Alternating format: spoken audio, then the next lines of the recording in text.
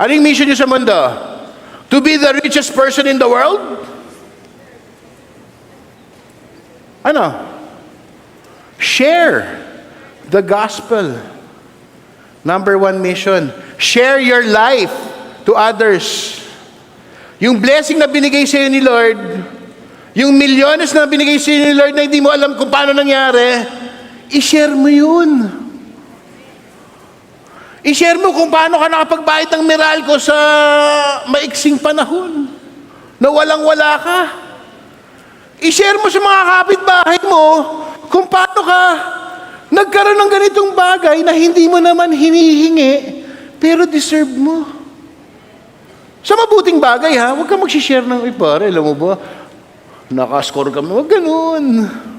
Share ka ng good news.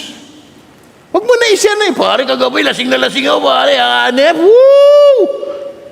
Nag-opening prayer ako. Huwag mo na i-share yung bad news. Good news lang. I-share nyo lahat ng nakaka-glorify kay Lord.